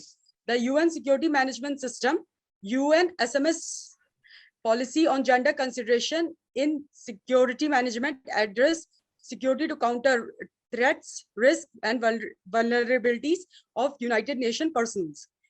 United Nations gender strategy has three main objectives: inclusive organizational culture free from bias and discrimination, improve gender parity, ensure gender responsive operation. Convention on the Elimination of All Forms of Violence Against Women affirms the strengthening of international peace and security with regard to women, peace and security. My paper aims and objectives are as follows. Over a period of time, the domain of security studies evolved to include not only human security issues in terms of national security, but also in terms of gender and security, ethnicity and security, climate and security, and others. As a backdrop, women movement across countries and around globe, gender issues have become more prominent in domain of public policy and activism. This paper aims to address the issues of women security in domestic sphere and its correlates. Key arguments of my paper are, firstly, according to COLAS, Northeast India has been home for various protracted violent conflicts. Universalist feminists tend to see peace across as window of opposition for women empowerment, ignoring competition of gender relation during conflict. According to Koti Swaran, 2019, she used the concept of governance feminism to analyze new Indian legislations to address violence against women, the Criminal Law Amendment Act 2013 passed by Indian Parliament, and she argued Indian feminism entered governance mode and surveyed how Indian feminists effort to amend rape law from 1979 onwards. According to Lydia 2010, it's on legal advocacy for South Asian women, which distinct patterns of abuse against immigrant women, which are not addressed with existing legal processes. Women security and governance with respect to India. Women security and governance agenda, India has shown in number of uniformed women in peacekeeping and importance of women participation in peace building network. In this following: National Machinery Work for Advancement of Women, Ministry of Women and Child Development, National Commission for Women, National Mission for Empowerment of Women, National Policy on Empowerment of Women. Initiatives taken by Indian government for women upliftment are National Commission for Women. The government set up this statutory body in January 1992. Its specific aim was to study and monitor measures related to constitution, legal safeguard provided for women. Second is reservation for women in local self-government. In the year 1992, the parliament ensured 1/3 of total seats for women and all elected officers in local bodies, both in rural and urban areas, for upliftment of women representation in local self-government, and national plan of action for the girl child. This action is made for survival, safety, and development of the girl child, which aims for building up better future for the girl child. Then there are prevention for violence against women. It's by three processes: criminal justice approach, human rights approach, and prevention for interpersonal violence. Criminal justice approach means this approach main task is to enforce law and prohibit violence against women and ensure justice is done, and justice should not be delayed by judicial setup. Human rights approach is based on obligation of states to respect, protect, and fulfill human rights, and therefore to prevent, eradicate, and punish violence. Prevention of interpersonal violence means a rigorous review of literature on effectiveness of strategies to prevent interpersonal violence identified as being supported by either strong or emerging evidence from effectiveness. And there are findings by National Crime Record Bureau. The crime rates, as you can see here, is being titled by findings. According to NCRB report, there is a gradual increase in crime rate, and NCRB report clearly highlights 44% cases increased in last 10 years. In one bar chart, there is a clear, there is increase in murder rate from 29017 to 29193. Dowry death, there is a decrease in cases in 2020. Rioting cases in 2018 increased, then in 2020 it's not much stable. Kidnapping rates going high. For taking in consideration, Indian government took a step in constitutional setup by providing fundamental rights, prohibit discrimination among citizens on ground of religion, race, caste, sex, and place of birth, and guarantee equal opportunities to all its citizens in matters of employment. In India, in judicial setup of India defined crimes under Indian Penal Code, which are rape, section 376, kidnapping and abduction, section 363 to 373, torture, section 498A, and sexual harassment, section 509. Indian government makes special laws related to women. These are Dowry Prohibition Act 1961, Commission of Sati Prevention Act 1987, the Protection of Women from Domestic Violence. And the limitations of my study is confined to women, peace and security agenda in India, and it clearly highlights issues and challenges faced by women and how Indian government safeguards rights of women in constitutional and judicial setup. This study is based on secondary data sources, and the conclusion of my study is feminist contribution for defining security reflects in this safeguard, focusing shift from narrow national security to comprehensive national security.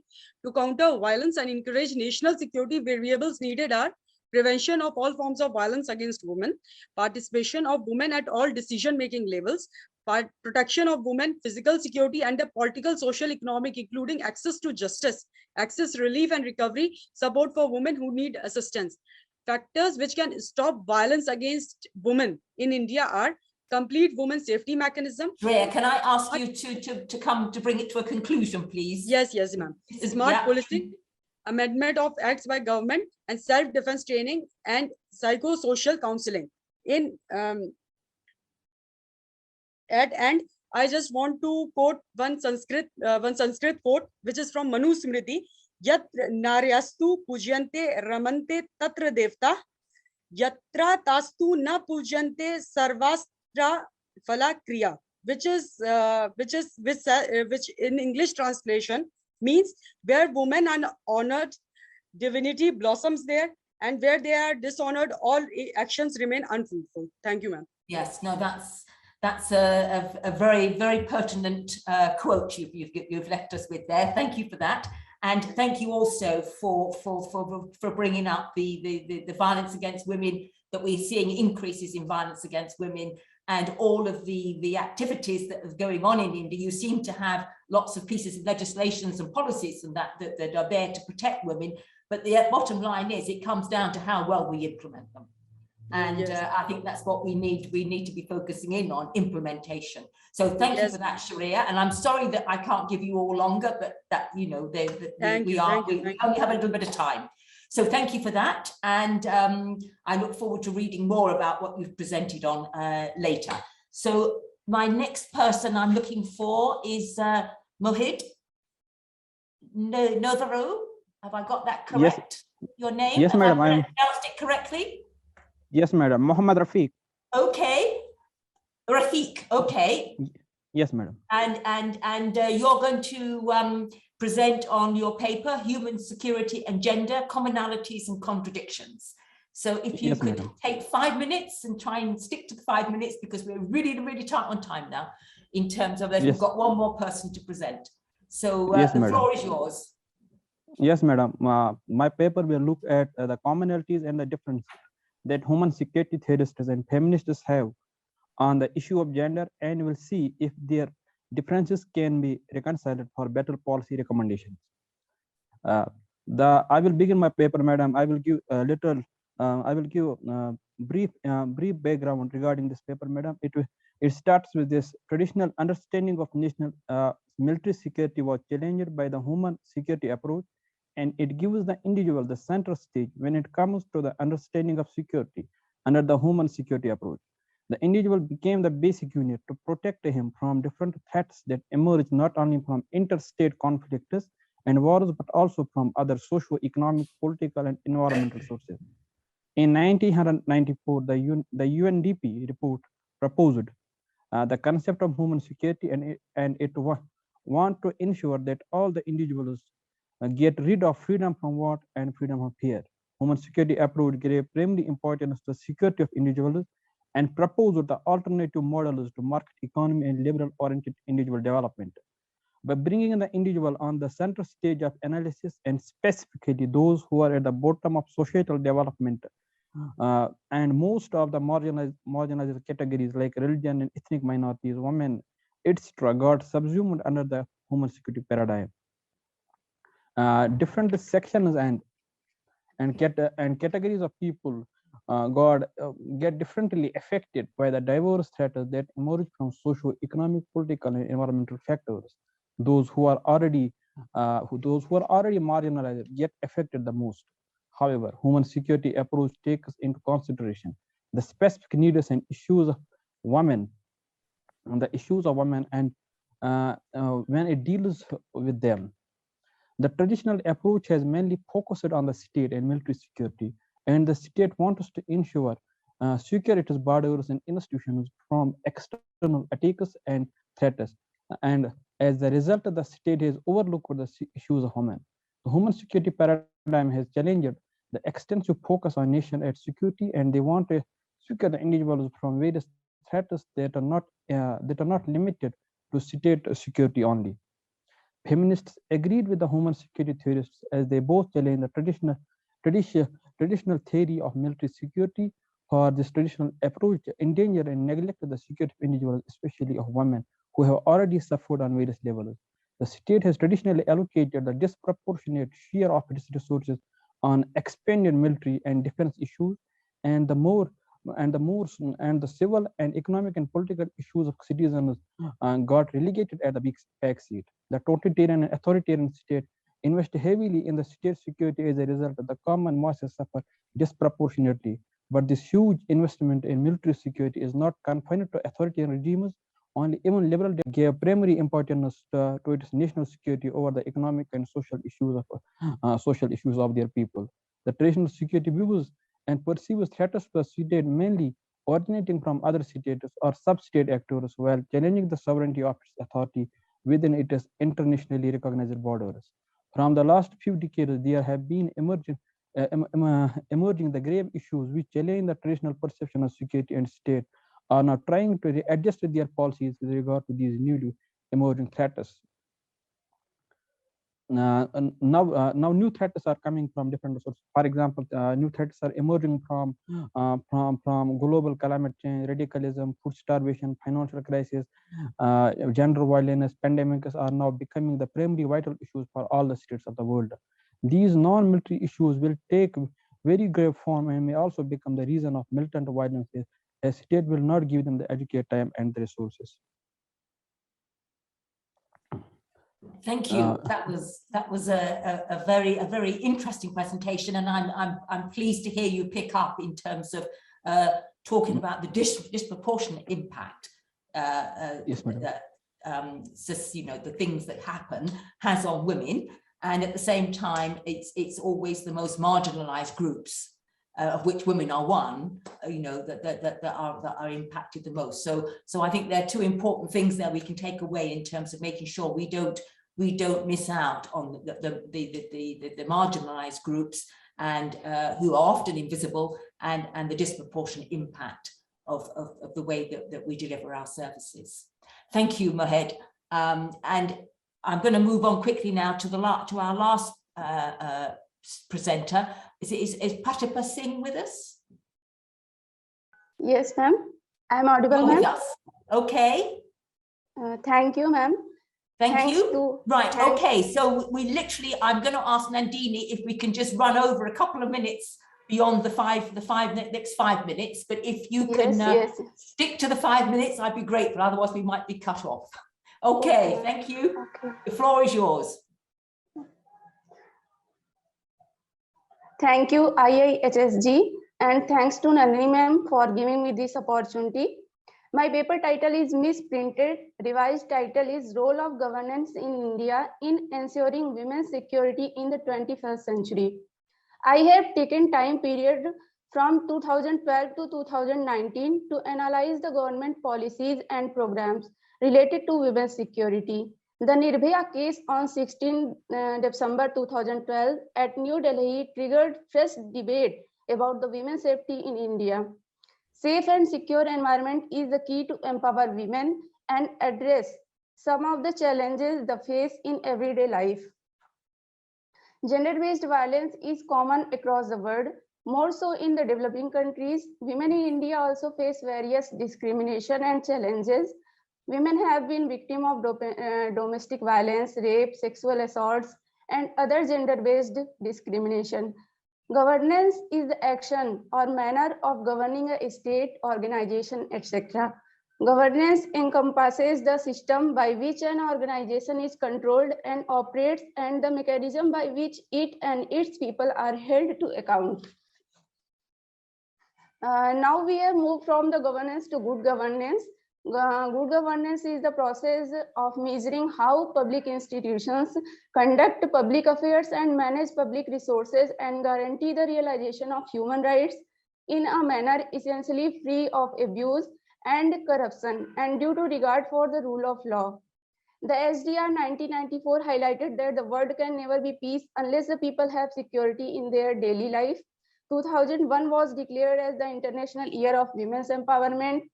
CEDAW defined discrimination against women as any discrimination, exclusion, or restriction made on the basis of sex, which has the effect of purpose or impairing or nullifying the recognition, enjoyment, or exercise by women of human rights and fundamental freedom in political, economic, social, cultural, civil, or any other field. In the word of former Secretary General of the United Nations, Kofi Annan, there is no tool for development more effective than the empowerment of women and girls. The United Nations declared 1980 to 1990 as International Decade of Women. UN organized 4 world conferences on women, in which the Beijing Declaration and Platform for Action, the 4th World Conference on Women at Beijing in 1995, is considered to be a crucial global policy document on gender equality. The National Commission on Women was established in 1992. India also adopted the National Policy for Women on 20th March 2001. If we see basic statistics, child gender ratio 0 to 6 years was 927 girls per 1,000 boys in 2001, which dropped to 918 girls for every 1,000 boys in 2011. Population ratio in 2011 was 943 females per 1,000 of the males. Literacy level in 2011 was total 74%, in which female literacy rate was 65%, while male literacy rate was 82%. Workforce participation rate all India level was 25% for female and 53% for male in 2011. So we can say that the status of women is not good in all spheres of life.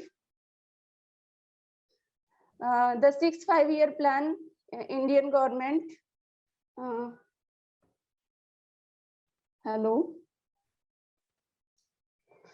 India has played important role in implementing the SDGs.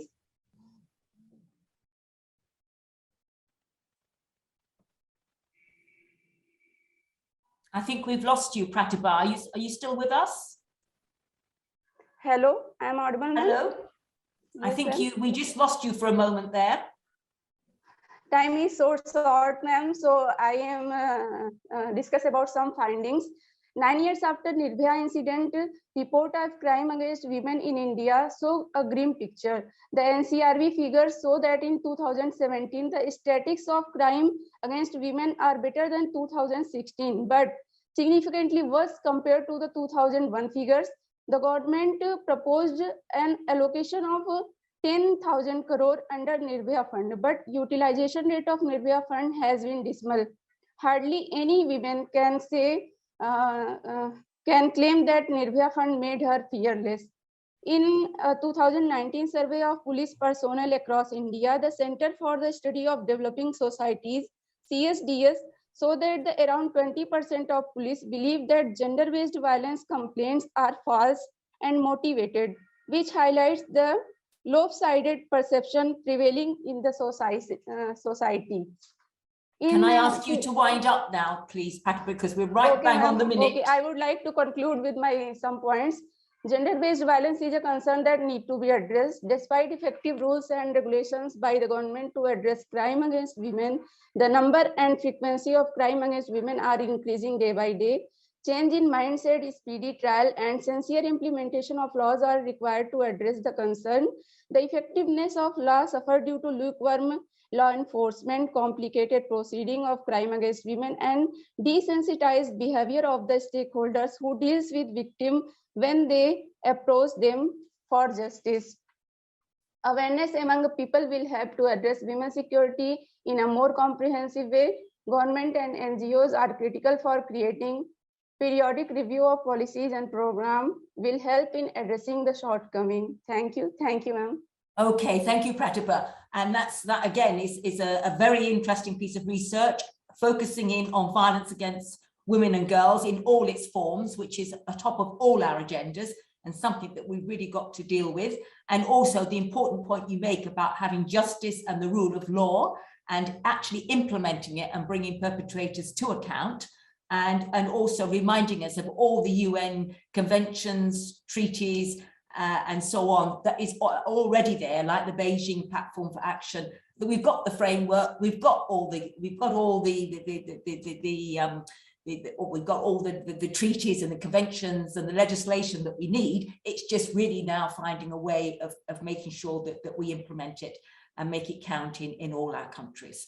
So thank you for that, Pratibha, and I look forward to reading your report in full after this session. Okay, so I think at that point, Nandini, I'm just probably waiting for us to wind up. Am I right? Yes. Yes. Okay. I ran a little bit over because we started late. I hope that's okay with you. Yeah. Okay, so can I please, first of all, thank all of our speakers today. You've been brilliant. And we've had a very broad, wide-ranging discussion, and we've looked at conflict, the importance of national action plans, and their implementation. And when we've gone on to look at the workplace and the barriers that women in the workplace face, we've looked at gender stereotyping and the society perceptions of women in police and cultural practices. And we've looked at some very interesting initiatives that are taking place in various countries where it is having an impact and it is making a difference in terms of getting more women into policing. So on that basis, can I just ask my panel, Nandini, can I ask each of you one sentence? Can I ask each of you to give me one sentence of what we should all take away and think about after this session? And can I go with you, Nabila, first? One sentence. Nabila's had to leave to go to another meeting, I'm afraid. Okay, Barbara. Okay, then Yeah. I'll move on to Shamikhah and Shazia. Can I have one sentence between you of something we should all take away to think about after our discussion today? Unmute. Yeah. One sentence, Shazia. I would like to say that a lot of programs can be done to change the mindset, but I think that there are certain things very deep rooted. So attitudinal change is something which we need to make a better place so that women can also participate freely. So I believe that more attitudinal changes need to be done. Attitudinal change. I think that's true for all of our countries, attitudinal change. And Anna, one sentence of one thing we should take away.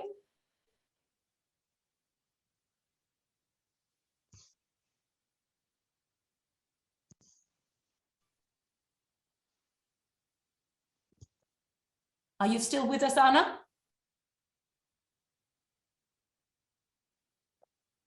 No? I don't think Okay. She's only just gone. Okay, yeah, sorry, Jay, Barbara, she was just... one thing we should all take away. Okay, it's in relation to women having a voice, and I'm going to quote the slogan of the Ukraine Association of Women in Law Enforcement, and that says, hang on a minute, I've got it written down. Power, individually strong, powerful together. Absolutely. Absolutely. And that's a really good note to end on as well, I think, in terms of our discussion this morning. And I want to thank you all. I know some of you've left, and I'll personally thank people afterwards, but thank you all for being with us today and giving up your time. Thank you all to the students for presenting your magnificent pieces of research. And I'm really looking forward to reading your full papers and finding out more. And if I've got more questions, I'll be coming back to you. So I'll be asking Nandini for your email addresses. And other than that, thank you all to the audience for being with us. We hope that we've been able to share something with you that you can take away and it's been useful. And we look forward to catching up with you all somewhere, sometime, and perhaps all working together in some way. Thank you. Is there anything you want to say, Juliet? No, I think we need to pass over to Dr. Nandini. Yes, indeed. Okay. Thank you. I think Thank I you, already Nandini. shared. Thank you, Barbara. Thank you, Juliet. I already shared email IDs and contact numbers with you, the presenters here. And I will share video with you shortly after. And also, I just shared a file with photographs you can use for your reports. Absolutely. So thank you. Thank you, Nandini, and thank you for inviting us. It's been a pleasure. And actually, thank you for joining us, because this session is one of the most, I think, fruitful session. We discussed many crucial, controversial issues, and we tried to search for some kind of security in women in security issue. So I think people learned a lot, and we gave them some food for thought.